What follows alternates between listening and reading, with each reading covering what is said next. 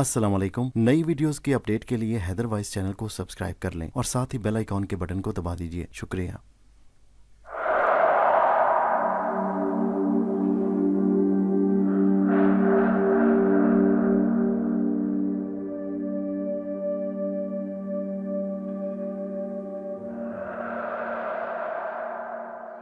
पेशे खिदमत है कहानी दुश्मन रूहें का 8वां हिस्सा। हरचंद के एक माहिर शिकारी होने की तिलक राम की बहुत सी दास्तानें मेरे कानों तक पहुंच चुकी थी, लेकिन इंसान आखिर इंसान होता है। उसके चेहरे के तासरात का भी मुझे अंदाज़ा नहीं हो सका, लेकिन उसका बदन खौफ से जिस तरह साकित हो गया था वो मैं बखूबी देख रहा था। असल में वो एक तजर्बेकार शिकारी था और उसे अपनी इस वक्त की गलती का पूरी तरह अंदाज़ा हो चुका था। अचानक ही वो तेज़ रोशनियों में नहा गया। ये उसके साथी जो उस भयानक सिचुएशन से आगाह हो गए थे और सब कुछ देख रहे थे, उसे रोशनियों के घेरे में लेकर उसकी तरफ दौड़ पड़े। उनकी तादाद काफ़ी थी। कुछ ही लम्हों में वो तिलक राम पांडे के पास पहुंच गए, जो अभी तक अपने जिंदा बच जाने के बारे में हैरान था। उन्होंने और शायद खुद पांडे ने भी अभी मुझे नहीं देखा था। फिर वो हैरानी के खौल से निकल आया और बोला, तुम में से किसने गोली चलाई थी? आज मेरा जीवन उसने बचाया, वरना शायद आज पांडे का अंत हो जाना था। मैं उसे धन दाद देना चाहता हूँ। वो सब एक दूसरे की शक्ल देखने लगे। एक आध होता तो शायद ये सेहरा अपने सर बांधने की कोशिश करता, लेकिन उस वक्त ये मुमकिन नहीं था। फिर उनमें से एक ने कहा, नहीं महाराज, हम में से किसी ने नहीं चलाई। अच्छा, फिर किसने? इतना कहते हुए उसकी निगाह उस तरफ उठ गई जहां से मेरी मौजूदगी का एहसास हुआ। कौन है वहां?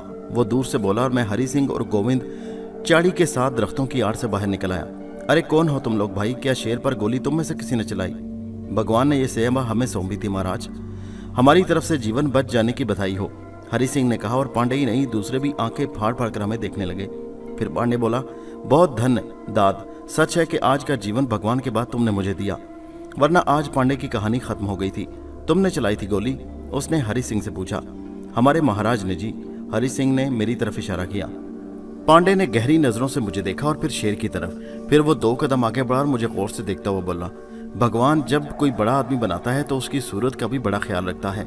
इतना सुंदर चेहरा, इतनी सुंदर जवानी और इतना भरपूर निशाना। गोली राइफल से चलती है, लेकिन असाब पर काबू रखना और सही फैसला करना एक एक शिकारी के लिए जीवन का संदेश होता है। मैं अच्छी तरह जानता हूं कि मैं नाकाम हो चुका था और इस पापी के हाथों जीवन खो चुका था। छोटी सी उम्र है तुम्हारी, मगर भगवान ने क्या तेवर दिए हैं, क्या जवानी दी है। भगवान 1000 साल का जीवन दे। नाम बताओगे अपना? आपने मेरी बहुत तारीफ कर दी महाराज, मैं इसका शुक्रगुजार हूँ। मुझे बड़ी खुशी है कि मैं आपके काम आ गया। क्या नाम है तुम्हारा? शक्ति आनंद, मैंने कहा और वहां मौजूद सारे शिकारी उछल पड़े। ये बात मैं जानता था कि केदारी और बंसीराज ने मेरा नाम एक बड़े शिकारी की हैसियत से दूर दूर तक फैला दिया था, और ख़ास तौर से शिकारियों की दुनिया में ये नाम बड़े गौर से सुना जाता। उस वक्त पांडे ही नहीं, उसके दूसरे साथी शिकारी भी आंखें फाड़ कर मुझे गौर से देख रहे थे। शक्ति आनंद है भगवान, भरने ने कहा और फिर आगे बढ़ शक्ति आनंद है भगवान, पांडे ने कहा और फिर आगे बेख्तियार होकर बढ़ा और मुझसे लिपट गया। तुम शक्ति आनंद ही हो सकते हो। माता पिता ने भी तुम्हारा नाम सोच समझ कर रखा होगा। बड़ी ख्वाहिश थी तुम्हें देखने की। एक बात कहूँ महाराज? जी। मुझे कुछ समय देंगे? हाँ बताइए क्या करना है, मैंने कहा। सब कुछ मंसूबे के मुताबिक हो रहा था। मेरे साथ चलना है, बस वो उस तरफ तराई में मेरा कैंप लगा है। थोड़ा समय मुझे दीजिए, मुझे खुशी होगी। आपका कैंप कहाँ है? इनमें से किसी पेड़ के ऊपर। हम आवारा गर्द हैं, मैंने हंसकर कहा। आइए मेरे साथ कैंप चलकर बातें करेंगे। जैसे आपका हुक्म, मैंने कहा। एक बड़े मजे की बात है, मैंने तुम्हारे बारे में जान लिया, पर तुमने मुझसे मेरा नाम भी नहीं पूछा। पांडे और उसके साथियों ने हमारे आगे बढ़ते हुए कहा और मैं हंस पड़ा। मैंने कहा, शिकार के लिए इससे खूबसूरत जंगल शायद पूरे हिंदुस्तान में कहीं ना हो, और ये बात कौन नहीं जानता कि ये तिलक राज पांडे की राजधानी है। फिर आपने एक बार अभी कहा था कि राज पांडे की कहानी खत्म हो गई होती। ओह, वहां से तुमने मेरा नाम उचक लिया, पांडे हंसकर बोला। मैं भी हंसने लगा। अब तक सारे काम निहायत खुश असलूबी से हुए थे। शेर वाला मामला महज इत्तफाक था, वरना प्रोग्राम ये था कि किसी न किसी तरह एक शिकारी की हैसियत से उसके सामने आना है। यह मज़े की बात है कि इस ड्रामे में एक मरहूम शेर की भी एंट्री हो गई। मैं पूरी संजीदगी से उन लोगों के साथ काम करने पर तैयार हो गया। मेरे दिल के अंदर क्या था मेरा अल्लाह जानता है। अपना ईमान मैं कभी नहीं छोड़ना चाहता था, लेकिन हालात के धारे मुस्तकिल मेरे मुखालिफ चल रहे थे और मैं बेबस हो गया। इसलिए मैंने इस हद तक फैसला कर लिया कि काली देवी और राजकर्धनी के चंद्रकांता के खिलाफ गठजोड़ का पूरी तरह मजा लूंगा और देखूंगा इन काले जादू के माहिरों के हथकंडे। इसलिए बड़े मेहनत से पांडे तक पहुंच गया था। एक राजाओं जैसी हैसियत रखने वाले शिकारी का कैंप जैसा हो सकता था, पांडे का कैंप वैसा ही था। यहाँ और भी लोग थे जो खिदमतकार थे। मेरी ऐसी आवभगत हुई कि मैं शर्मिंदा हो गया। पांडे ने मुझसे मेरे बारे में पूछा। आगे पीछे की कहानी नहीं मालूम हो सकी शक्ति जी। बस एक छोटे मोटे जिम्मेदार का बेटा हूँ। शिकार के शौक ने माता पिता को नाराज कर दिया। उन्होंने मुझे घर से निकाल दिया और मैं जंगलों में आ बसा। बस मैं ये दोनों साथी हैं और मैं। माता पिता ने फिर आपको नहीं बुलाया? कभी नहीं, वो मुझे भूल गए और मैं उन्हें। मैंने कहा और मेरी आंखों में आंसू आ गए। अम्मी याद आ गई जिनके लिए मैं कुछ नहीं कर सका। पांडे समझा कि मैं उन्हें याद करके आबदीदा हो गया हूँ। कहने लगा, मुझे उस जगह का नाम बताइए जहाँ वो रहते हैं, मैं उनसे मिलकर उन्हें समझाऊंगा। जिस दिन आपने ऐसी कोशिश की उस दिन के बाद मैं दोबारा आपको कभी नजर नहीं आऊंगा, ना ही मैं अपने घर के बारे में आपको बताऊंगा, मैंने कहा और पांडे हंस पड़ा। ये होती है हाँ खट, जिम्मेदारों के बेटे होना, वही जिद वही दिमाग पाया है। अच्छा एक बात कहूँ, मान लोगे? जी बताइए। मेरे साथ बांदीपुर चलोगे? कुछ समय मेरे साथ बिताओ। बता चुके हो कि ऐसा कोई नहीं जो तुम्हारे लिए परेशान हो। दो बातें हैं, बहुत बड़े शिकारी हो, हिंदुस्तान में तुम्हारा नाम गूंज रहा है। मेरा मान बढ़ेगा कि ऐसा शिकारी मेरा मेहमान है, मेरा दोस्त है। दूसरी बात यह है कि इस समय मेरा जीवन तुम्हारी तरफ से दान हुआ है, मैं तुम्हारी सेवा करना चाहता हूँ, पांडे ने कहा। थोड़ी सी आव कदा के बाद मैंने उसकी ये दावत मंजूर कर ली और फिर पांडे ने खुश होकर कैंप उठा लिया। बांदीपुर उसके नवाह बेहद हसीन, सरसब्ज और शादाब थे। हर तरफ दरख्त लहलहा रहे थे। उसके बारे में मालूम था कि यह शहर तिलक राम पांडे के बुजुर्गों ने आबाद किया और उसके बाद उनकी हर नस्ल ने उसकी खूबसूरती में इजाफा किया। उसकी शादाबियों में इस दरिया ने भरपूर किरदार अदा किया था, जो कहीं दूर से आता था और बांदीपुर के नवात को सैराब करता कहीं दूर निकल जाता। तिलक राम की हवेली, जिसे किसी राजा का महल ही कहा जा सकता था, इंतहाई वसी इलाके में फैली हुई थी। उसके अंदर एक हसीन तरीन बाग था जो दरख्तों से भरा हुआ था। हवेली अंदर बाहर से बेहद शानदार थी, जिसकी मैं दिल से तारीफ किए बगैर नहीं रह सकता था। जिस मेहमान खाने में मुझे मेरे दोनों शिकारी साथियों के साथ ठहराया गया वो इस कदर शानदार था कि बयान से बाहर है। बहरहाल ये जिंदगी का एक नया तजुर्बा था। मैं यहाँ एक आम मेहमान या एक शिकारी की हैसियत से मुतारिफ नहीं हुआ था, बल्कि हवेली के एक एक शख्स और पांडे के दोस्तों और शनासाओं को तफसील से बताया गया कि किस तरह मैंने पांडे की जान बचाई। पांडे ने लोगों को बताया था, बात यह नहीं है कि सिर्फ एक वक्त पर गोली चला दी गई और शेर मर गया। अगर गोली जरा भी हल्की और सही जगह ना पड़ती तो भगवान न करे शेर गोली चलाने वाले के परखचे भी उड़ा सकता था। इसलिए मेरे मित्र ने अपनी जान का खतरा लेकर मेरी जान बचाई। अब ये बात तो मित्र के सिवा कोई नहीं जानता था कि उसमें इसका कोई कमाल नहीं था, बल्कि इसके पीछे जादुई ताकत काम कर रही थी और बेचारा शेर काली देवी के जादू का शिकार हो गया। चंद्रकांता के खिलाफ होने वाली साजिश कामयाबी की तरफ बढ़ रही थी। वैसे ये कमाल की बात है, इक़्तिदार का खेल कैसा अजीब है। यज़ीरू इस खेल में मसरूफ था। बात सिर्फ इंसानों ही की नहीं, जानवर तक इस जुनूनी का शिकार थे, जिसका मुजाहिरा हर जगह देखा जा सकता है। पूरी दुनिया में काले जादू की धूम है, इसलिए भी साजिशें होती हैं और उसमें जोड़ तोड़ किए जाते हैं। और अगर चंद्रकांता के खिलाफ दो बड़ी गंदी कुव्वतें यकजा हो जाती तो जाहिर है वो कोई मामूली ताकत नहीं होगी। वैसे मैंने उसे भी नहीं देखा था। गालिबन तीसरा दिन था कि दो बांदियां मेरे पास आईं। नौजवान और खूबसूरत लड़कियां थीं, जिंदगी और जवानी से सजी हुई। शक्ति, आनंद, महाराज, उनमें से एक ने कहा, हाँ मैं ही हूँ, हमें मालूम है, जीवती जी आपसे मिलना चाहती हैं। शौक सी लड़की ने कहा। जीवती जी, मैंने पुरख्याल लहजे में कहा और मुझे याद आ गया, मुझे जीवती राय के बारे में बताया गया था जो तिलक राम की बहन थी। यह भी बताया गया कि जीवती राय चंद्रकांता की मुखालिफ है।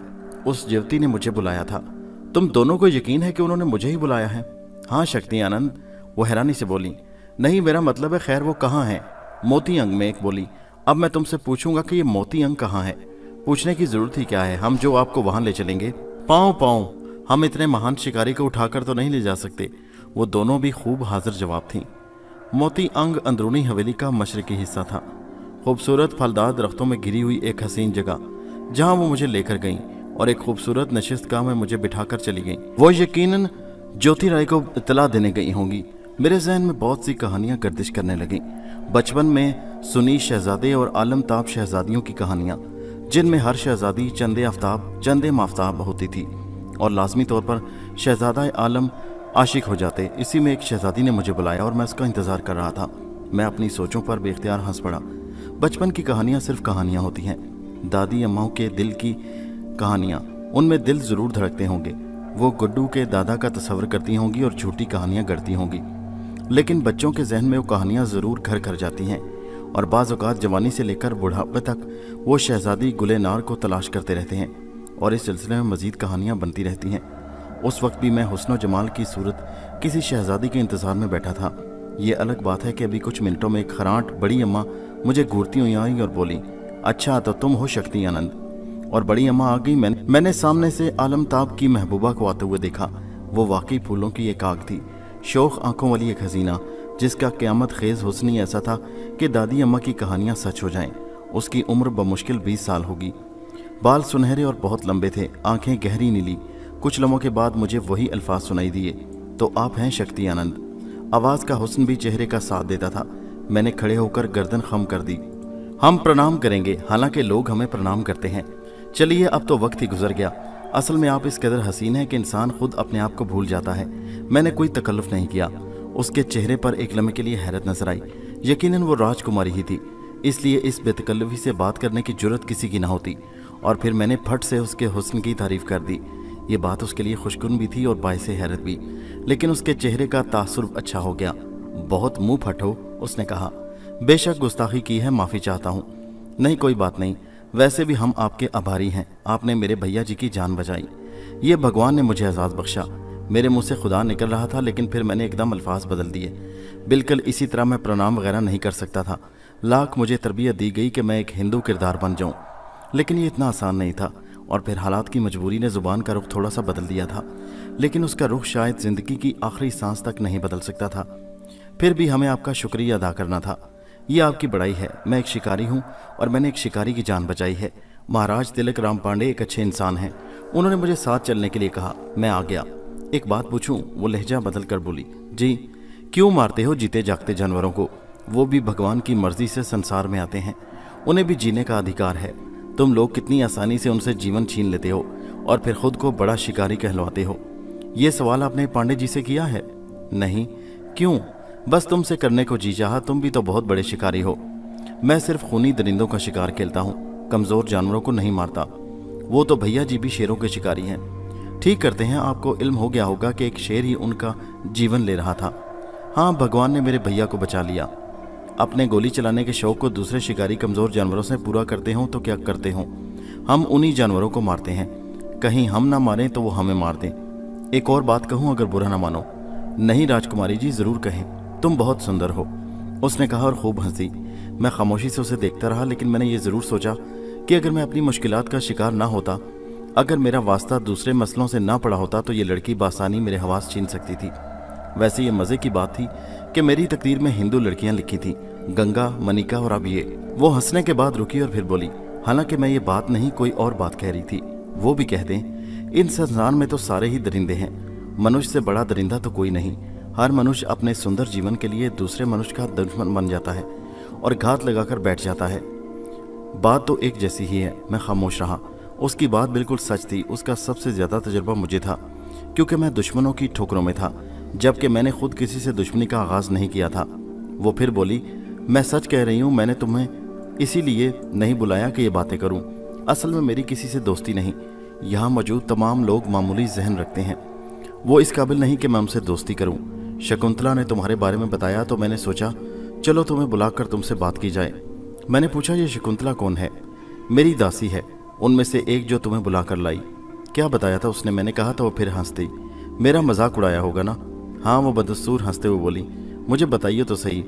कह रही थी, शीतल, कोमल, निर्मल, अंदर के अखाड़े से आया, जैसा बहुत ही सुंदर और सचमुच का शिकारी, जो लम्हों में मन का शिकार कर ले। अरे तेरी ऐसी की तैसी। मैंने दिल में समझा, तेरा मेरा धर्म इस दूसरे से बहुत दूर है। वो शरारत भरी आंखों से मुझे देख रही थी। फिर उसने कहा, यही कहा था उसने तुम्हारे बारे में? फिर तो आप उसे सजा दें। क्यों, किस लिए? उसने झूठ बोला था मेरे बारे में। नहीं, मुझे तो सच लगता है। चलो छोड़ो, मुझसे दोस्ती करोगे? मैं क्या कह सकता हूँ, मैंने कहा। क्यों भाई? मेरे बारे में हर फैसला पांडे जी करेंगे, जो उनका हुक्म होगा। उनकी मर्जी के बगैर मैं किसी बात के लिए कैसे हाँ कर सकता हूँ? तुम सच्चे भी हो। मुझे तुम्हारी ये बात बहुत अच्छी लगी। मैं भैया जी से बात करूँगी। अब मैं चलती हूँ। तुमसे मिलकर मुझे बहुत अच्छा लगा। अच्छा, नमस्ते। अब तो नमस्ते कर लो। उसने दोनों हाथ जोड़कर माथे से लगाए और वापसी के लिए मुड़ गई।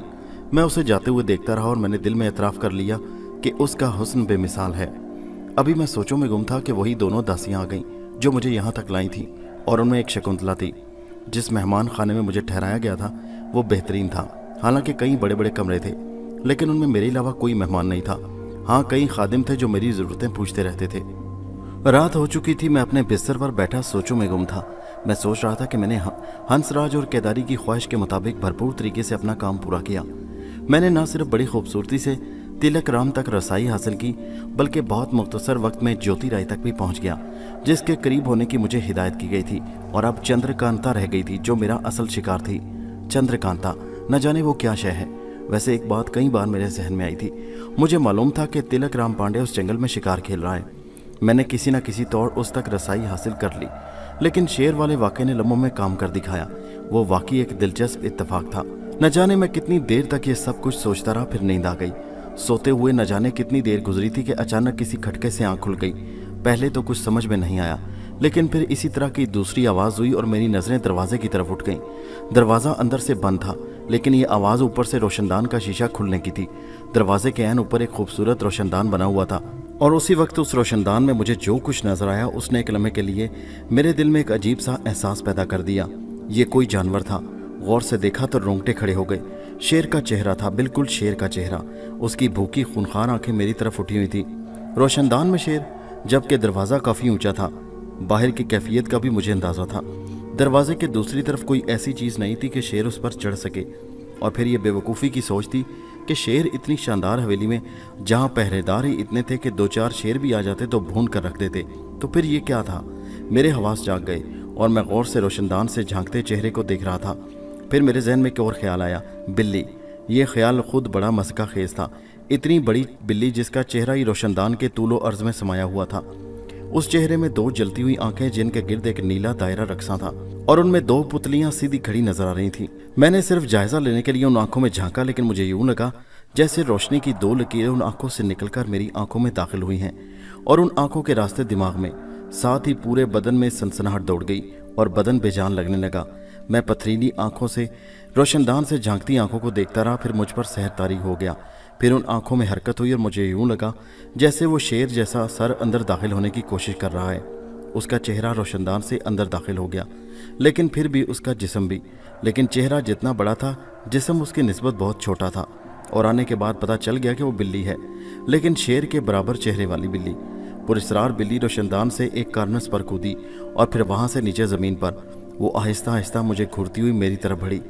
मैंने एक बार फिर अपने बदन को मुतहर्रिक करने की कोशिश की, लेकिन मेरा बदन मेरा था ही कहाँ। वो टस से मस न हुआ। बिल्ली मसहरी के पास आ गई और फिर उसने मसहरी पर छलांग लगाई और ऊपर आ गई। मैं उसे देख सकता था, लेकिन ना तो हाथ पांव से भगा सकता था और ना मुंह से आवाज़ निकालकर। बिल्ली आहिस्ता आहिस्ता मसहरी पर चल रही थी।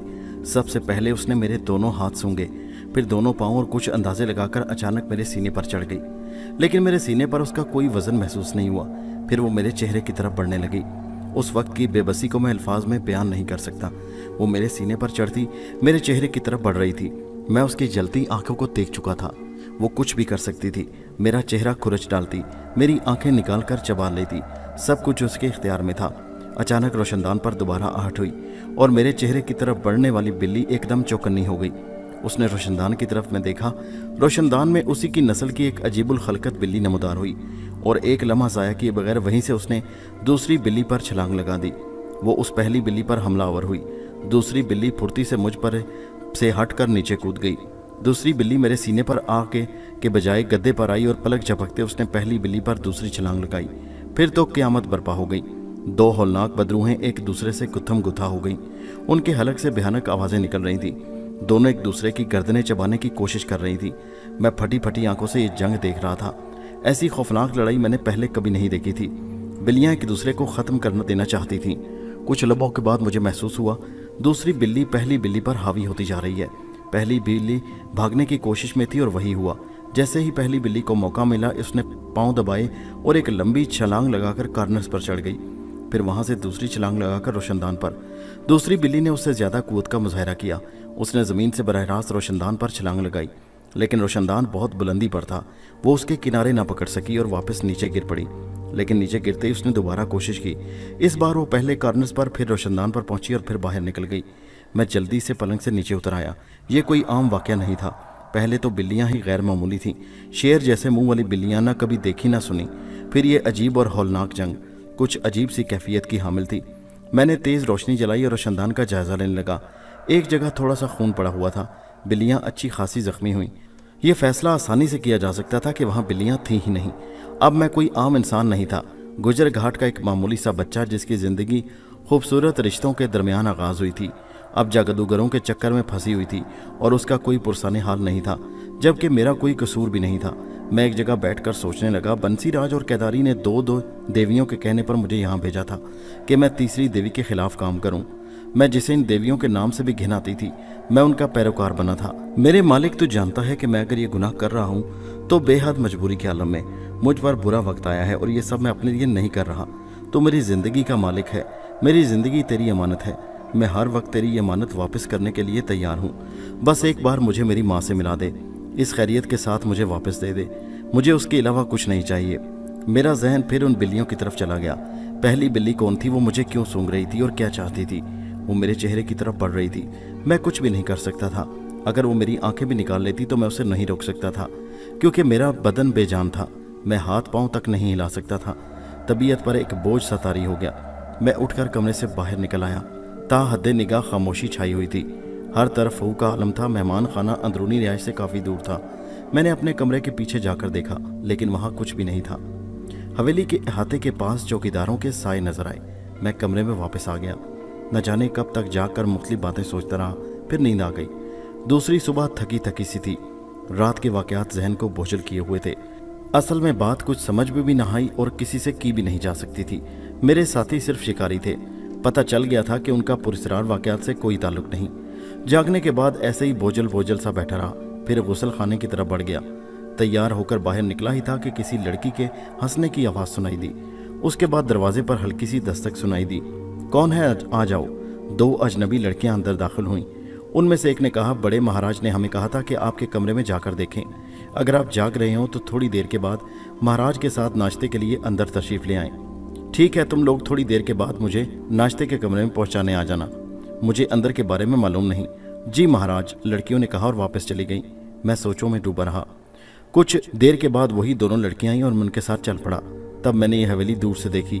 हवेली क्या, पूरा राजमहल था। हर चीज़ काबिल दीद। ड्राइंग रूम था, डाइनिंग हॉल था। अजीमुशान मेज़ पर बेशुमार लोगों के बैठने की गुंजाइश थी, लेकिन सिर्फ यहाँ इस वक्त दो अफराद थे। एक तिलक राम पांडे, दूसरी शख्सियत संगे मरमर की एक मूर्ति थी।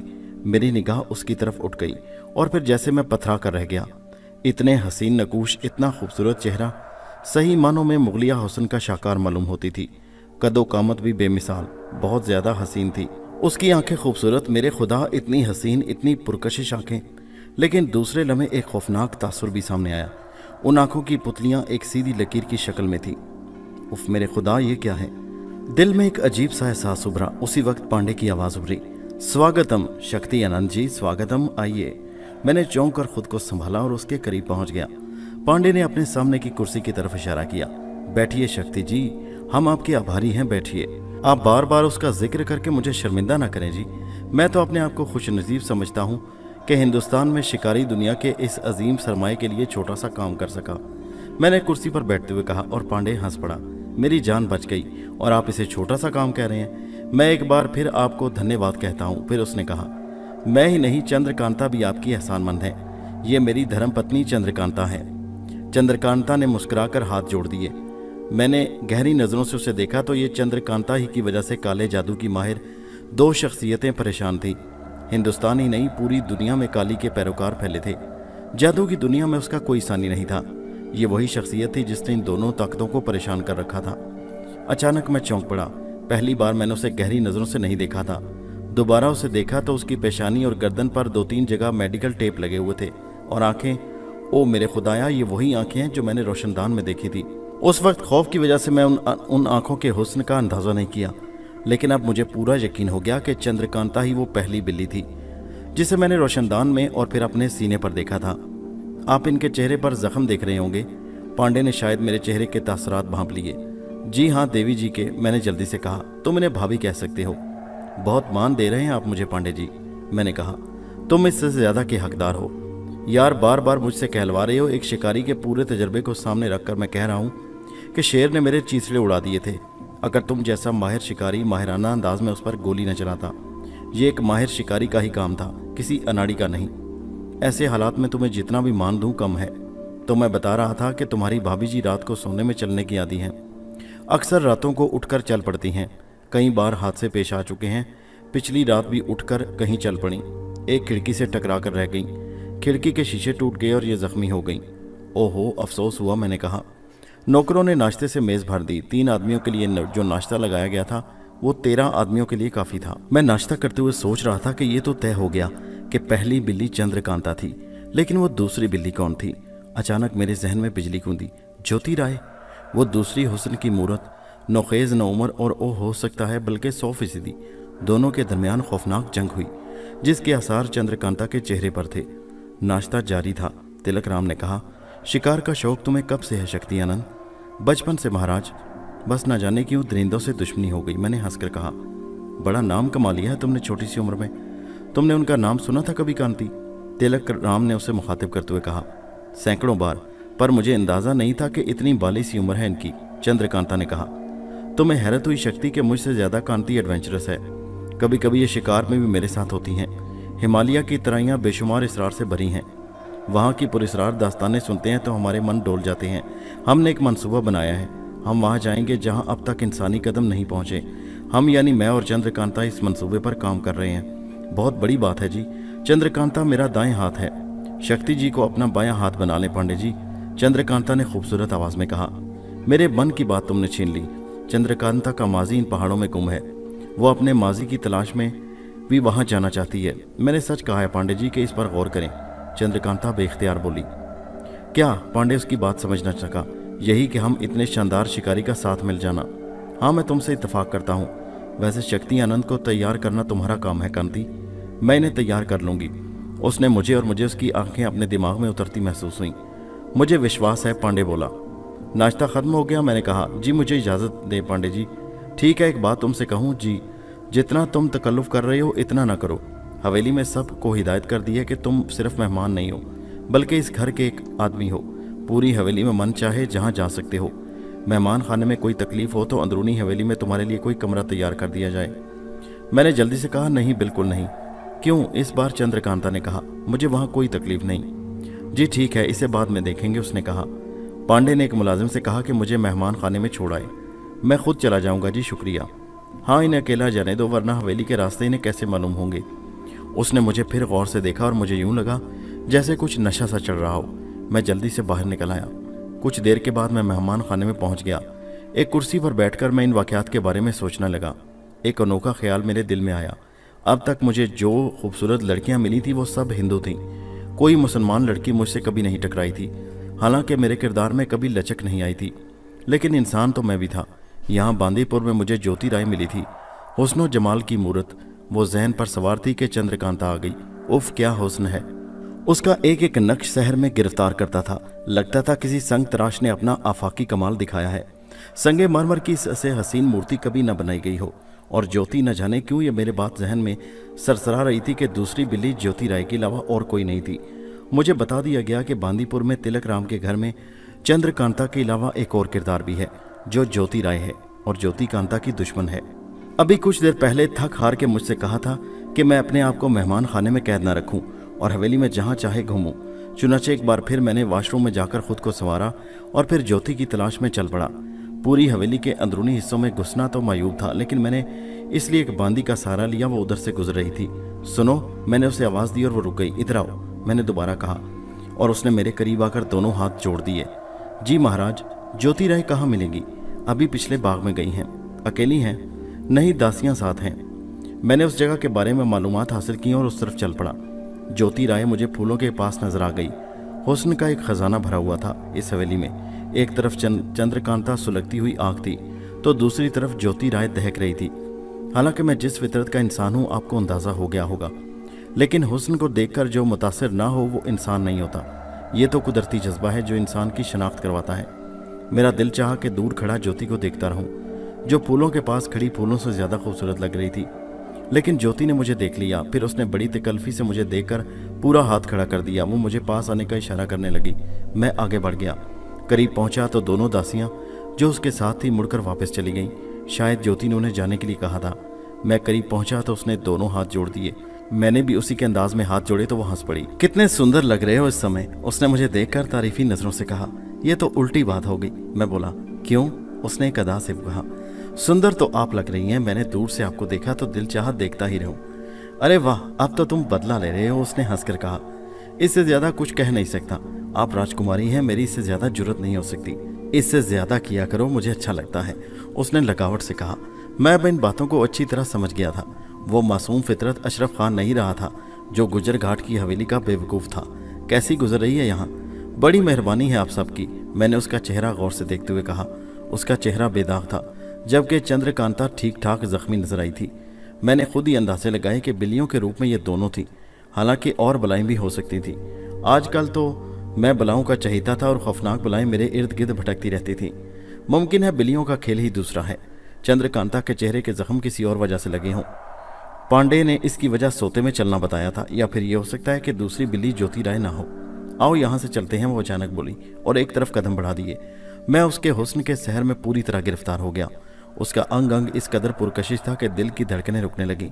वो मुझे काफ़ी दूर हवेली के एक दूसरे गोशे में ले आई और इस इलाके को देखकर मैं गुंग रह गया। ये हवेली का पिछला हिस्सा था। एक जगह से कुछ सीढ़ियाँ नीचे उतरती थी। दूसरे तरफ का मंजर बहुत सहरनाक था। चौड़े पत्ते वाले दरख्त फैले हुए थे जिन्हें सर जोड़कर साइबान बनाया हुआ था। उनके नीचे ठंडक ही ठंडक थी। यहाँ बेहद खूबसूरत और आरामदेह कुर्सियाँ पड़ी हुई थी। ये है हमारा महाराज स्थान, वो बोली। स्वर्ग का गोशा लगता है, मैंने उसी जुबान में बोलना ज़रूरी समझा ताकि उसे मुझ पर कोई शुबा ना हो। बड़ा अच्छा जुमला अदा किया तुमने, हमें अच्छा लगा, बैठो, वो बोली। मैं बैठ गया तो वो मेरे सामने बैठ गई और मुझे गौर से देखने लगी। फिर बोली, न जाने क्यों मन करता है कि तुम्हें अपने बारे में बताएं।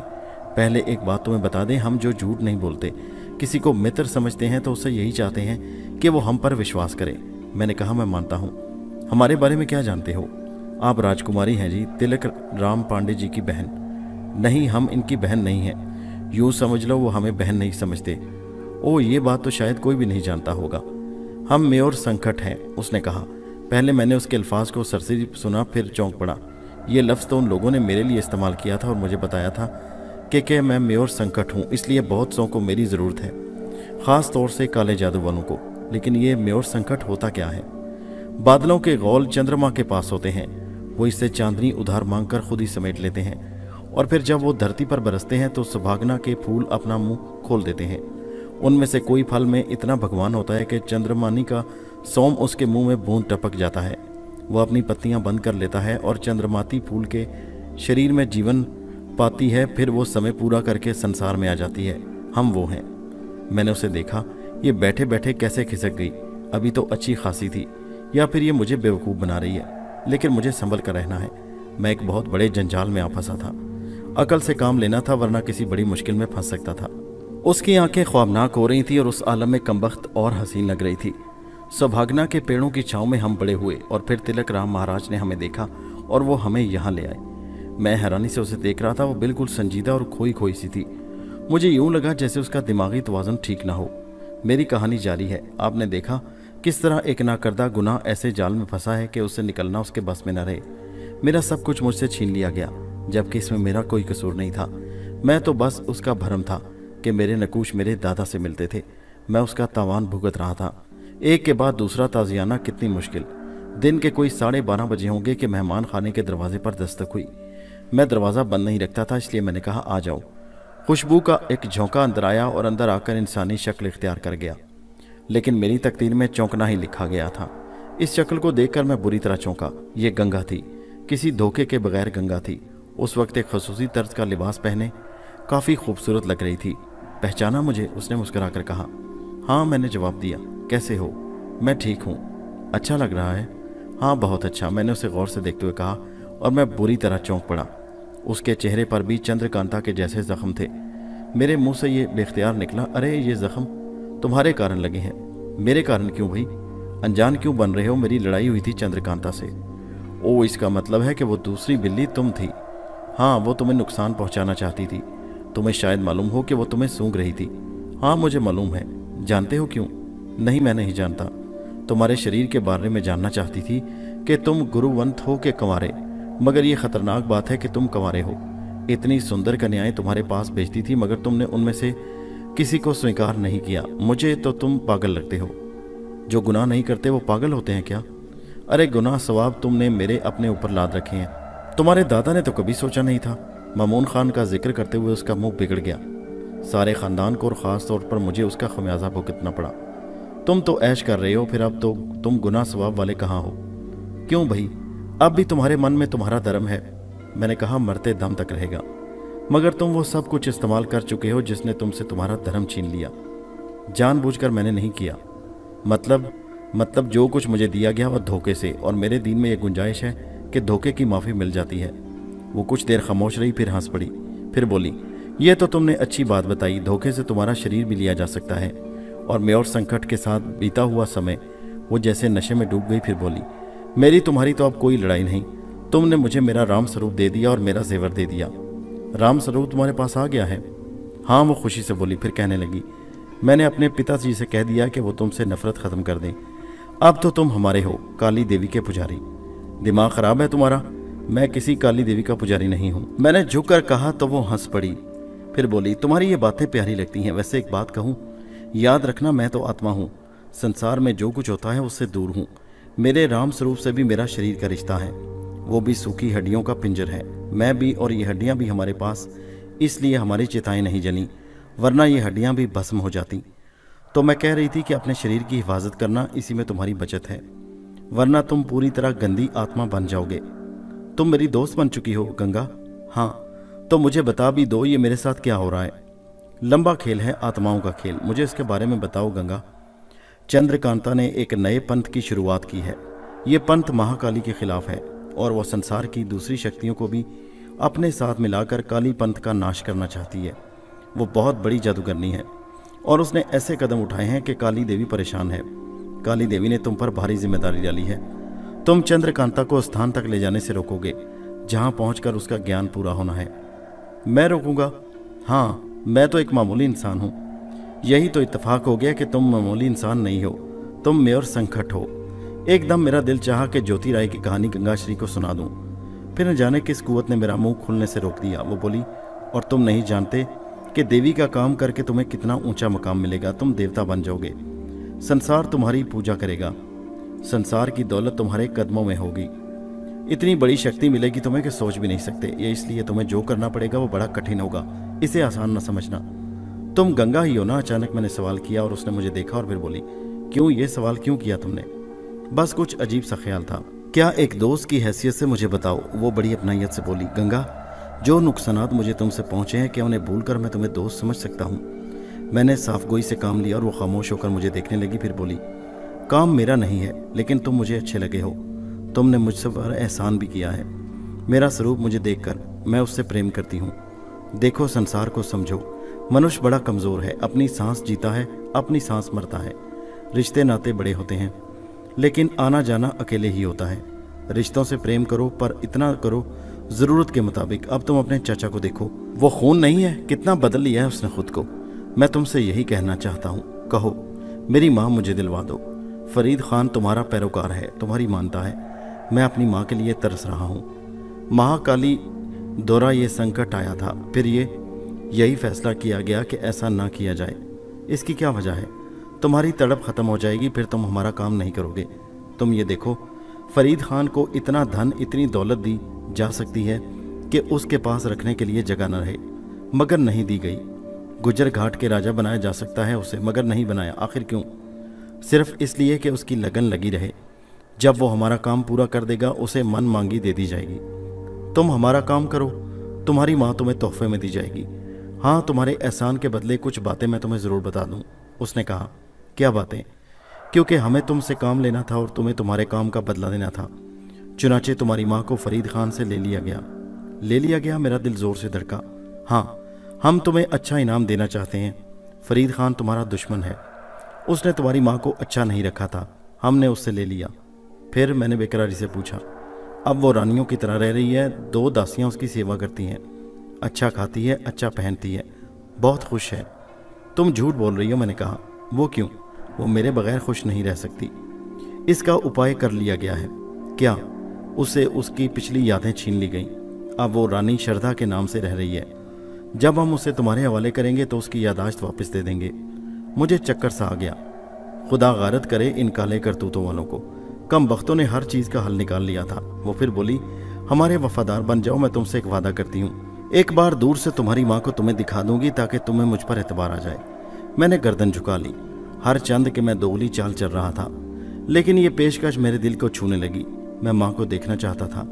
चंद लम्हों के बाद मैंने कहा, मुझे बताओ गंगा, एक बार फिर मुझे बताओ। क्या?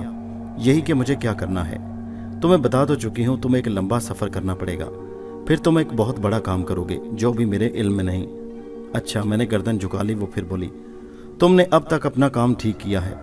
तिलक राम पांडे तुमसे बहुत मुतासिर है, यही महाकाली चाहती थी, लेकिन चंद्रकांता बहुत चालाक है। तुम्हारा मुकाबला उसी से है। तुम्हें चंद्रकांता को मौत के घाट उतारना है। कैसे? मैंने पूछा। ये मैं नहीं, समय बताएगा। मैं गहरी सांस लेकर खामोश हो गया तो वो बोली, ठीक है शक्ति, तुम तैयार रहो। हाँ, मैंने जवाब दिया और एक अनोखा मंजर देखा। एक फुलझड़ी सी छुई, रंग बिरंगी खूबसूरत चिंगारियां उड़ी और गंगा का कोई नामो निशान न रहा। गंगा मेरे लिए बहुत सी सोचें छोड़ गई। 2-3 दिन गुजर गए। हैरत अंगेज तौर पर मुझसे किसी ने कोई रब्ता न किया। चौथी रात एक मुलाजमा मेरे पास पहुंची। ये जाना पहचाना चेहरा था। उस मुलाजमा को मैं कई बार देख चुका था। उसने अदब से कहा, आपको बुलाया गया है, आपको हमारे साथ चलना है। किसने बुलाया? मैंने पूछा। वो किसी कदर कश्मकश का शिकार हुई, फिर बोली, रानी चंद्रकांता ने। ओ अच्छा, मैंने कहा। उसके बाद मैंने उससे कोई सवाल नहीं किया। फिर मैं उसके साथ चल पड़ा। इस बार मैं हवेली के एक नए हिस्से में आया था। इससे पहले मैंने इस हिस्से को दूर से भी नहीं देखा था। बांदी मुझे एक इमारत से लाई, फिर मुझे एक कैदखाने में उतरना पड़ा। बेहद वसी कैदखाना नुमा जो नीम तारीख था, लेकिन जैसे ही मैं मुलाजमा के साथ नीचे उतरा, तहखाना एकदम रोशन हो गया। मैंने ठिठक कर उसमें नजरें दौड़ाई और मेरे पूरे बदन में सर्द लहरें दौड़ गई। अजीमुशान तहखाने की दीवारों के साथ इंसानी ढांचे खड़े थे। लातादाद इंसानी ढांचे जो खामोश खड़े सामने दिख रहे थे। मुझे कैदखाने में छोड़कर मुलाजमा उल्टे पांव वापस चली गई और मुझे दरवाज़ा बंद होने की आवाज़ सुनाई दी। न जाने क्यों अंदर से एक आवाज़ उभर रही थी, फंस गया, अब मैं कैदखाने का कैदी हूँ। मैं ढांचों पर निगाहें जमाए रहा और फिर खूब देर हो गई। अचानक मुझे अपनी सांसों में घुटन का एहसास हुआ और मैंने चारों तरफ देखा। वो मंजर बेहद खौफनाक था। दीवारों के साथ खड़े ढांचों के मुंह से गहरे गाढ़े धुएं के मरगोले निकल रहे थे, जैसे वो सिगरेट पी रहे हों। यही धुआं माहौल को अपनी लपेट में ले रहा था। मुझ पर नीम गशी तारी होने लगी और फिर मुझे कुछ होश ना रहा। जब होश आया तो माहौल बदल चुका था और अब मैं किसी नई जगह पर था। लेकिन इधर उधर देखने से अंदाज़ा हुआ कि इस माहौल को मज़ीद दिलचस्प बनाने की कोशिश की गई है, एक पुरमजाज कोशिश। वो इंसानी ढांचे अब भी यहाँ मौजूद थे, लेकिन उस अजीमुशान हाल के गोशे में बड़ी तरतीब से कुर्सियाँ पड़ी थी। बिल्कुल थिएटर या सिनेमा का मंजर था। इन कुर्सियों पर वो ढांचे बैठे थे। उनका रुख सामने था, जहाँ किसी थिएटर में किसी तरह एक हसीन पर्दा झिलमिला रहा था। मैं खामोशी से उस मंजर को देखता रहा। ये पुरस्रार बातें अब मेरे लिए हैरान कुन नहीं थी। मैं इसी पुरस्रार दुनिया का इंसान था। अचानक मुझे अपने अकब में आहट सी महसूस हुई और मैंने चौंक कर देखा। 2 इंसानी शक्लें मेरे सामने थीं। ये भी दासियां थीं। उनमें से एक ने शीली लहजे में कहा, आइए महाराज। साथ ही उसने आगे बढ़कर मेरा बाजू पकड़ लिया। दूसरी लड़की ने भी यही हरकत की। मैं खड़ा हो चुका तो वो दोनों मुझे लेकर उन कुर्सियों के पास आईं जिन पर ढांचे बैठे हुए थे। फिर उनके दरमियान से गुजारकर बिल्कुल आगे ले गईं, जहाँ एक सोफ़ा पड़ा हुआ था। मुझे सोफे पर बिठाकर वो आगे बढ़ीं। 2-3 सीढ़ियाँ चढ़कर पर्दे के पास पहुँच गईं। पर्दे में डोरियां लटकी हुई थीं। खींचने से पर्दा हटने लगा और पर्दे के दूसरी तरफ का मंजर नुमाया हो गया। वो चंद्रकांता थी, जो एक खूबसूरत सोफे पर किसी मलका की तमकनत के साथ बैठी थी। कमबख्त पहले से भी ज्यादा हसीन नजर आ रही थी। उसकी तिलिस्मी नजरें मुझ पर जमी थी। फिर उसकी आवाज़ उभरी, कैसे हो शक्ति आनंद? मैंने उसे देखा। वो मेरी आंखों में आंखें डाले हुए थी। उस वक्त एक ख्याल दिल में आया। उसने मुझे शक्ति आनंद कहकर पुकारा। इसका मतलब है कि वो मेरी हकीकत से वाकिफ नहीं। इसका मतलब भी है वो जो कुछ भी है उसका ज्ञान इतना मजबूत नहीं कि वो अपने दुश्मन को पहचान ले। मुझे बहरहाल उसके खिलाफ काम करने बल्कि उसकी जान लेने के लिए भेजा गया और उसके लिए मुझे चालाकी से काम लेना था।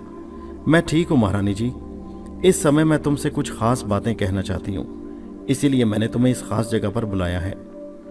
यहाँ किसी का कोई दखल नहीं, क्योंकि ये मेरी ममलिकत है, चंद्रकांता की राजधानी। और जिसे तुम कुर्सियों पर बैठे देख रहे हो वो मेरी सेना के सरदार हैं। सिर्फ सरदार जो सेना के मुख्तलिफ जत्थों को कंट्रोल करते हैं। वो कोई मामूली सेना नहीं। पल पड़े तो शहर के शहर फतह कर लें। समझ रहे हो ना तुम? मैं खामोश रहा। मैंने गर्दन तक ना हिलाई। अलबत्ता इस जादू नगरी के तिलिस्म को मैं पूरी तवज्जो से देख रहा था। वो कुछ लम्हों के लिए रुकी, फिर बोली, तुम्हें मेरे खिलाफ इस्तेमाल करने वाले नहीं जानते कि मैं क्या हूँ। मेरे ख्याल में तो वो बड़े बेवकूफ़ हैं, बल्कि मुझे उन पर हैरत है।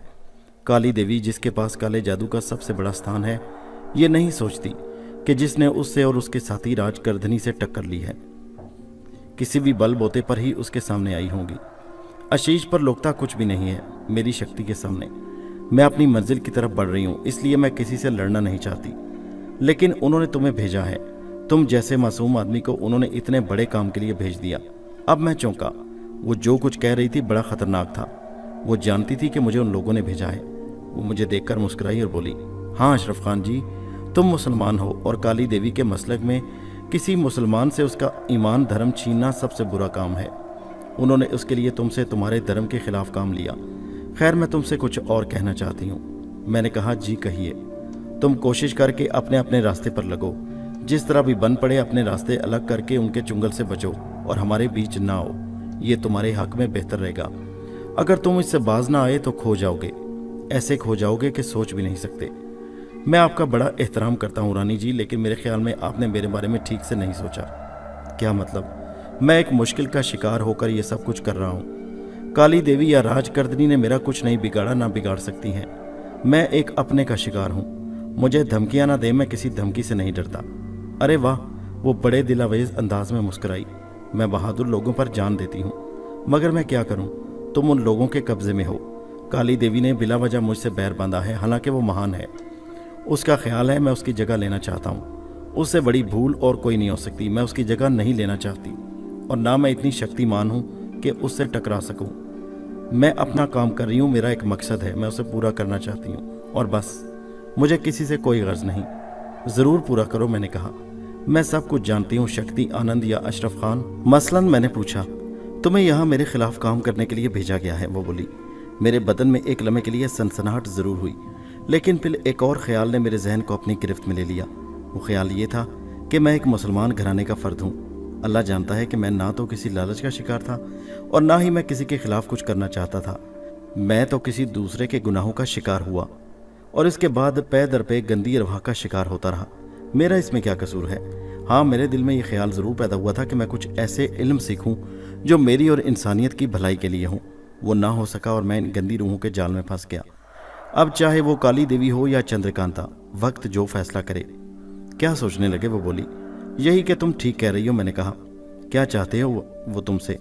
यकीन करोगे मेरी बात पर? हाँ, तो फिर यकीन करो, उन्होंने अभी तक मुझे इस बारे में कुछ नहीं बताया कि यहाँ भेजकर मुझसे क्या काम लेना चाहते हैं।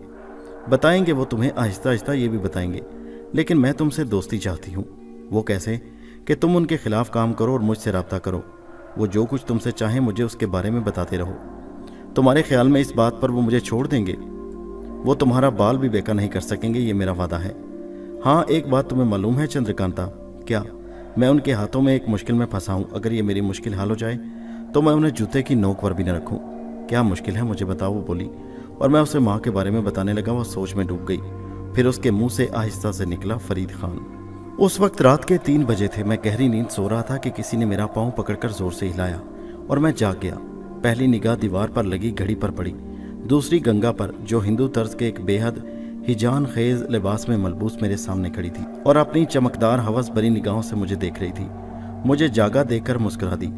जाग जाओ मोहन प्यारे, महाकाली की सौगंध, सोते में इतने सुंदर लग रहे हो कि मन चाह रहा था। उसने जुमला अधूरा छोड़ दिया। मैं अजीब तरह से उसे हैरत से देखने लगा। मुझे पता था कि वो एक रूह है। रूह तो पाकीज़ा होती है, दुनिया की बुराइयों से पाक, हर तरह की गंदगी से दूर। लेकिन फिर मुझे याद आया कि वो एक गंदी रूह है। मैं उठकर बैठ गया। उसने अपने आप को संभाल लिया और बोली, काली देवी के बैर तुम्हारी देखभाल करते हैं, मुझे तुम्हारे बारे में सब कुछ बताते हैं। कैसे मज़े की बात है, तुम इस पापी मामून खान के पोते हो जिसने मुझे जुनून से महरूम किया, मेरे राम स्वरूप को मारा और ख़ुद अपने परिवार का बैरागी बन गया। तुम उसके हमशक्ल हो। मेरी तुमसे दुश्मनी थी, लेकिन चलो छोड़ो, मैं भी किस फेर में पड़ गई। मैं तुमसे कुछ बातें करने आई हूँ। रात के 3 बजे, मैंने तन से कहा। मजबूर थी, मैं गहरी नींद सो रहा था, मैंने कहा। मुझे मालूम है, वो फिर बोली। फिर मुस्कुरा कर कहने लगी, कोई सपना देख रहे थे क्या? मैं सपने नहीं देखता। देखा करो, वो लगावट से मुस्कुरा दी। ये उम्र सपने देखने की होती है और कभी हमें भी सपने में देख लो। गंगा, मैंने सरजनश करते हुए अंदाज में कहा और वो चौंक पड़ी। फिर उसका चेहरा खुश्क हो गया। शायद उसे अपनी बेइज्जती का एहसास हुआ। उसने कुछ लम्हों के बाद सपाट लहजे में कहा, बैरों ने हमें बताया है कि चंद्रकांता तुम पर डोरे डाल रही है। वो तुमसे मिली थी और देर तक बातें करती रही। हाँ करती रही थी। फिर उन्होंने मुझे ये भी बताया कि उसने तुमसे क्या बातें की। तुम आगे की बात करो, मैंने कहा। फिर होश खोने लगे हो तुम अशरफ खान। और आगे की बात करो गंगा। आगे की बात यह है कि तुम अपना काम मत भूलो, जो काम दिया गया है वो करो। असली काम मत भूलो, इसी में तुम्हारी भलाई है। कर तो रहा हूँ, मेरा दिमाग खराब मत करो, मैंने कहा और मुझे घूरने लगी। फिर अजीब से अंदाज में हंस पड़ी। फिर वापसी के लिए मुड़ गई। मैं काफ़ी देर तक जागता रहा। 3 दिन के बाद तिलक राम पांडे खुद मेहमान खाने की तरफ आया। एक खादिम ने मुझे अंदर आकर इतला दी और मैं बाहर निकल आया। अरे पांडे जी महाराज, आपने मुझे नहीं बुलाया? आओ बैठकर बातें करते हैं, मेरी नज़रों में तुम्हारी बहुत बड़ी जगह है, आओ। वो मुझे साथ लेकर बाग के गोशे में आ गए। एक खूबसूरत कंज के पास पड़ी बेंच पर बैठकर उन्होंने कहा, तुम्हें यहाँ कोई तकलीफ तो नहीं? बिल्कुल नहीं, लेकिन मैं सोचता हूँ कि मुझे कितने अरसा यहाँ रहना है। क्या मतलब, मेहमान कितने दिन रहा जा सकता है? अरे तुम यहाँ मेहमान हो? वो बड़े अजीब अंदाज में बोले। फिर भी पांडे जी। नहीं शक्ति आनंद, मुझसे गलती हुई कि मैंने तुमसे खुलकर बात नहीं की। मैं तुम्हें यहाँ कहीं नहीं जाने दूंगा। अब तुम मेरे पास ही रहोगे। तुम्हें जिससे प्यार है उसे यहीं बुला लो। अब तुम हमारे घर के फर्द और मेरे साथी हो। मैं आपका शुक्रगुजार हूँ पांडे जी, आपने मुझे इतना बड़ा मान दिया। तुम ये बताओ कि तुम्हें तो इस पर कोई एतराज़ नहीं? बिल्कुल नहीं। बात खत्म हो गई। अब मैं तुमसे वो बात कहना चाहता हूँ जिसके लिए तुम्हारे पास यहाँ आया हूँ। असल में हमारी महारानी चंद्रकांता तुमसे कोई काम लेना चाहती है। वो तुम्हें ख़ास मकसद के लिए कहीं रवाना करना चाहती है, कोई ज़रूरी काम। आपका क्या हुक्म है? मैंने पूछा।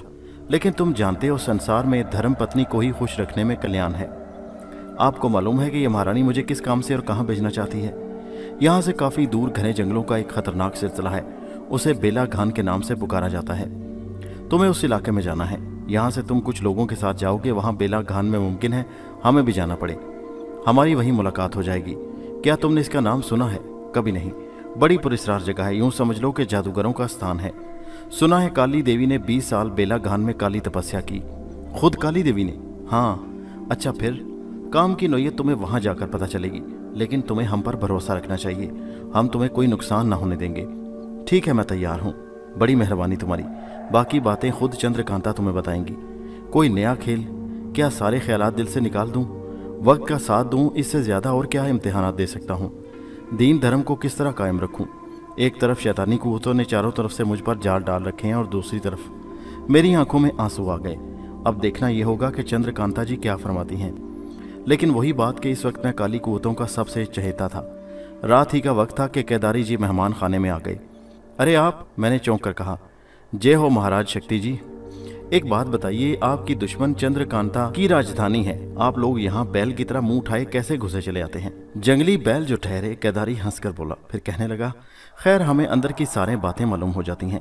चूंकि आपको बेला घान जाने के लिए कहा गया, आप परेशान होंगे कि वहाँ जाएं या ना जाएं, इसलिए मुझे भेजा गया है। अच्छा, क्या कहते हैं आप? आपको बेला घान ज़रूर जाना है, ये हमारे मतलब की बात है। चलें, ये भी ठीक है। और कोई हिदायत? वहाँ जाना बहुत कठिन है। वहाँ काले देवी, दुर्गा देवी, भवानी देवी, राजकर्दन और दूसरी बहुत सी शक्तियों के गुरुजन हैं। हर तरफ जादू की राजधानी है। आपके आने की खबर उन लोगों को फौरन हो जाएगी और आप रोके जाएंगे, इसलिए तैयार रहें। केदारी वहाँ से चला गया। मेरे जहन पर सोचों ने हमला किया, लेकिन अब मैंने उन सोचों से जंग करने का फैसला कर लिया। अपने ऊपर किसी एहसान को मुसल्लत ना होने दूंगा और हर तरह के हालात का मुकाबला करूंगा। मैंने आखिरी बार सोचा। माँ, सिर्फ तेरे लिए। वो चारों भी शिकारी थे जिन्हें मेरे साथ भेजा गया था। चंद्रकांता ने मुझे सिर्फ ये बताया कि मैं बेला घान पहुंचूं। बाकी की तफसील मुझे वहीं जाकर मालूम होगी। वो चारों मेरा एहतराम करते थे। मेरे साथ जो 2 शिकारी आए, उन्हें केदारी ने वापसी की हिदायत कर गई और बहुत पहले चले गए। सफ़र बेहद मुश्किल था। बेला घान हिमालय की तराई के जंगलात में ख़ास मकाम रखता। फिर एक भयानक रात, जब हम एक दरिया के किनारे कैंप लगाकर आराम कर रहे थे, कुछ पुरस्कार लोगों ने अचानक भारी गनों से फायरिंग कर दी। ऐसी कार्रवाई का तस्वुर भी नहीं था। हम सिर्फ जंगली दरिंदों की तरफ से होशियार थे। ये फायरिंग गैर मुतवक्को थी। शायद वो लोग डाकू थे जो शिकारी काफलों को लूटते थे। इतनी शिद्दत से गोलियां चलीं कि चारों शिकारी छलनी हो गए। उस वक्त मैं एक तेज़ रफ्तार नदी के करीब था। मुझे और तो कुछ ना सूझा तो मैंने नदी में छलांग लगा दी। पहाड़ी आबशारों से गिरने वाला तेज़ रफ्तार पानी किसी मुंह जोर घोड़े की तरह मुझे लेकर चल पड़ा। डाकुओं की फायरिंग से तो बच गया, लेकिन पानी से ना संभल सका और बुरी तरह बहने लगा। मैं शदीद कोशिश के बावजूद खुद को न रोक सका। रात का खौफनाक अंधेरा छाया था। पानी की तेज़ रवानी आंखों को नहीं खुलने दे रही थी और पानी भी ठंडा, जिससे मैंने ये अंदाज़ा लगाया कि यह दरिया आबशार से बना है। आखिरकार कोई 25 मिनट के सुबक रफ्तार सफ़र के बाद नदी की धुंधी कुछ कदर कम हुई, शायद उसका फैलाव बढ़ गया था। फिर नदी बिल्कुल सुस्त रफ्तार हो गई। मेरे दिमाग पर नीम गशी किसी कैफियत तारी थी और उस वक्त मैं कुछ पत्थरों में अटक गया। चूंकि बहना बंद हो गया था इसलिए दिमाग से चक्कर भी खत्म हो गए। मैंने आंखें खोल दी। आसमान पर आखिरी रातों का चांद सफर कर रहा था। उसकी रोशनी में माहौल उजागर था। मेरी दोनों तरफ पहाड़ी सिलसिले थे। पहाड़ी ढलानों पर गुंजान जंगल बिखरे हुए थे। मेरे नीचे पत्थर ही पत्थर थे। कुछ देर मैं उसी तरह पड़ा रहा, फिर पत्थरों का सहारा लेकर उठ खड़ा हुआ। उस वक्त मैं जिस हालत में था मुझे उसका बखूबी अंदाजा था। मौत की हल्की सी हरकत बासानी मुझे नवाला बना सकती थी। नदी से बाहर निकला। उसके दोनों किनारों पर इंसानी कद से ऊंची घास उगी थी। उसके दरमियान दाखिल होकर आगे बढ़ना था। मैं उस खौफनाक घास में दाखिल होकर कदम कदम आगे बढ़ने लगा। बदन पर शदीद थकन थारी थी। एक कदम कदम आगे बढ़ाना मुश्किल हो रहा था, लेकिन मैं घास पर बैठ नहीं सकता था। अपने आप को भूल कर आगे बढ़ने लगा और जाने कितनी देर उसी घास पर चलता रहा। फिर अचानक घास खत्म हो गई और धुंधले धुंधले उजाले में दूर तक का मंजर नुमाया हो गया। काफ़ी फासले पर मुझे एक इमारत दिखाई दी और मैं उस पर आंखें जमा कर उसे देखने लगा। आंखों के जाविये बेहतर हुए तो मुझे किसी मंदिर जैसे अक्स नजर आए। कोई मंदिर ही था। अगर ये मंदिर है तो आसपास आबादी भी होगी। इस एहसास ने तकवीयत बख्शी और मैं मंदिर तक के रास्ते का तयन करके आगे बढ़ने लगा। एक एक कदम मुश्किल से उठ रहा था। अपनी बुरी हालत का मुझे पूरी तरह एहसास था। बस मैं अपने जहन को काबू में रखने की कोशिश कर रहा था। फिर मुझे मंदिर में दाखिले का दरवाज़ा नजर आया। उस हौलनाक वीराने में यह पुरहैबत मंदिर दिल दरजा रहा था, लेकिन उस वक्त यह मेरे लिए बड़ी उम्दा पनाहगाह थी। उजाला फैल चुका था। मुझे एक ऐसी जगह नजर आई जहां ऊपर छत थी। मैं उस तरफ बढ़ गया। पथरीली ज़मीन थी। कैसी है क्या है ये सोचे समझे बगैर मैं वहां लेट गया और यूं लगा जैसे बदन पर फालिज का हमला हुआ हो। पूरा बदन सुन्न हो गया, ऐसा कि उसे हरकत ना दी जा सके। यही कैफियत दिमाग की भी हो गई और आंखें बंद हो गईं। ये गहरी बेहोशी थी और ये बेहोशी न जाने कब तक तारी रही। उसके लिए वक्त का तयन नहीं किया जा सकता। और जब हवा के एक सर्द झोंके ने पानी की फुहार मुंह पर मारी, आंखें खुल गई। जहन को बमुश्किल काबू में करके माहौल पर नजरें डाली। हैरत अंगेज तौर पर अंधेरा फैला था। मैंने तो उजाले की पहली किरण के साथ आंख बंद की थी। ये अंधेरा कहाँ से उतर आया? ओह, तो क्या पूरा दिन इसी बेहोशी में गुजर गया? इसका सबसे बड़ा एहसास पेट में दौड़ते चूहे दिला रहे थे। पानी की यह फुहार बारिश की थी, जिसका एहसास बिजली कूदने से हो रहा था। अभी ज़्यादा तेज़ बारिश नहीं थी, लेकिन अंदाज़ा ये हो रहा था कि ये छोटा सा साहिबान बारिश से नहीं बचा सकेगा। कोई दूसरी जगह तलाश की जाए। मैं उठकर बैठ गया और आंखें फाड़ फाड़ कर देखने लगा। बिजली के कूंदे मदद कर रहे थे। मुझे बाएं सिमत थोड़े फासले पर एक छोटा सा दरवाज़ा दिखाई दिया और मैं हिम्मत करके उठ गया। न जाने किस तरह गिरता पड़ता उस दरवाजे के अंदर दाखिल हुआ। अंदर गर्मी थी। ये गर्मी उस वक्त बेहद फरहत बख्श महसूस हुई। मैं चंद कदम और आगे बढ़ा और फिर ज़मीन पर बैठ गया। पीछे दीवार थी। अचानक बादल ज़ोर से गरजे और पूरा कमरा हिल गया। मुझे ये भी अंदाज़ा नहीं था कि वो किस कदर बोसीदा है, लेकिन अब जो भी है क्या किया जा सकता है। बाहर बारिश का शोर सुनाई देने लगा और तेज़ होती जा रही थी। मैंने दीवार से कमर टिका ली।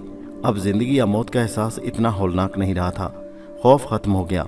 रात आहिस्ता आहिस्ता गुजरती जा रही थी। फिर शायद रात का तीसरा पहर चल रहा था कि मुझे कदमों की आहट सुनाई दी। मैं चौंक पड़ा। ये कैसी आवाज़ है? किसी इंसान के यहाँ वजूद का तस्वुर ही नहीं किया जा सकता। कोई जानवर या कोई दरिंदा? हर तरफ छोटे छोटे पत्थर बिखरे हुए थे। यह आवाज़ उन्हीं पत्थरों की तरफ से आ रही थी। हो सकता है ना इंसान हो ना जानवर, कोई बदरू हो। कदीम हिंदुस्तान के इन वीरान मंदिरों में बदरुओं के सिवा और कौन हो सकता है? लेकिन ये बदरू हैं। अचानक कदमों की आहटों के साथ कपड़ों की सरसराहट सुनाई दी। कौन है ये? क्या मेरी कोई मुहाफिज रूह? उन्होंने मुझे तहफ़्फ़ुज़ का यकीन तो दिलाया था, लेकिन अब तक मुझे जो तहफ़्फ़ुज़ मिला था उससे अंदाज़ा हो जाता था कि मुझे कितना ज़बरदस्त तहफ़्फ़ुज़ दिया गया है। जी खुश हो गया था। फिर एक आवाज़ सुनाई दी और मैं उछल पड़ा।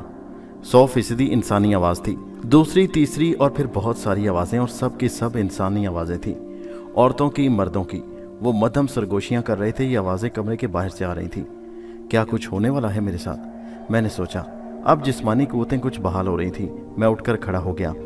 एक लम्हे तक खड़ा रहने के बाद दरवाजे की तरफ बढ़ा और उससे कान लगा दिए। फिर एकदम घुंघरूओं की झनकार सुनाई दी और मैं पीछे हट गया। छन छन घुंघरूओं की आवाज़ मुसलसल उभरने लगी। मेरे जहन ने एकदम नारा लगाया, कहीं रक्स। लेकिन किसका? कौन है? आवाज़ कमरे के बाहर से आ रही थी। एक लम्हे हिम्मत करता रहा, फिर एकदम बाहर छलांग लगा दी। बाहर कोई नहीं था।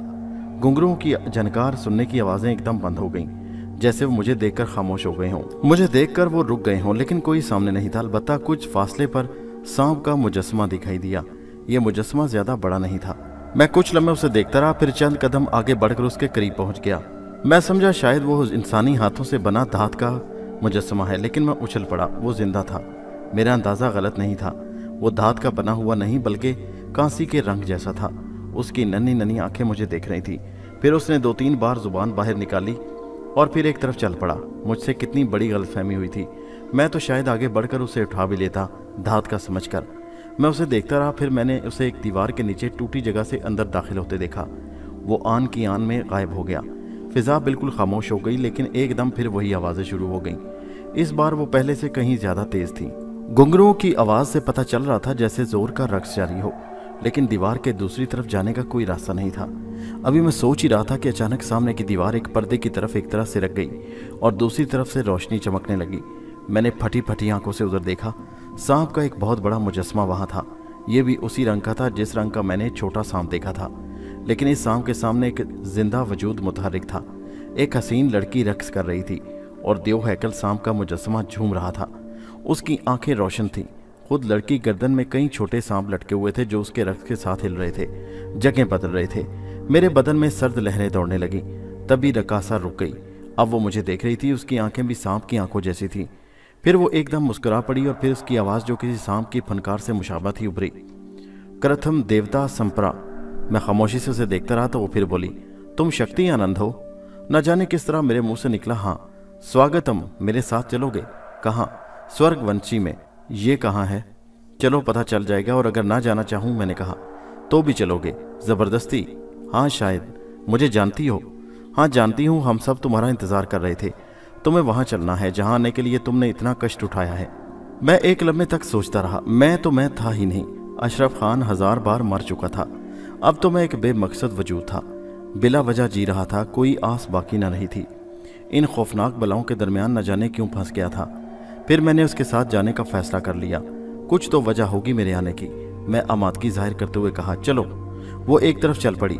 काफ़ी दूर जाकर एक टूटे फूटे हाल जैसी जगह रुकी। यहाँ नीचे जाने के लिए चौड़ी चौड़ी सीढ़ियाँ बनी हुई थी। वो मेरे आगे आगे चल रही थी। सीढ़ियाँ एक बहुत खुले ठंडे हाल में जाकर ख़त्म हो गईं। यहाँ का मंजर भी बेहद हौलनाक था। चारों तरफ बेशुमार छोटे बड़े सांप कुलबुला रहे थे। उनके दरमियान एक बूढ़ा शख्स आंखें बंद किए शायद पूजा कर रहा था। मैं सांपों के दरमियान चलते हुए झिझक रहा था तो औरत ने कहा, नहीं, ये देवी द्वारा है, किसी को कुछ नहीं कहेंगे, चले आओ। मैंने कोई जवाब नहीं दिया। अभी मैं चंद कदम आगे चला ही था कि पुरस्रार हाल में एक इंतहाई दिलदोज भयानक चीख उभरी और दरो दीवार लरज कर रह गए। मेरे कदम भी रुक गए और मैं दहशत भरी नज़रों से चारों तरफ देखने लगा। दोस्तों, ये कहानी जारी है। इसका अगला हिस्सा नेक्स्ट वीडियो में मुलाहिजा कीजिए। नीचे अपने कीमती कमेंट्स के ज़रिए अपनी राय का इजहार ज़रूर कीजिए और हमारे चैनल हैदर वाइस को सब्सक्राइब कीजिए। शुक्रिया।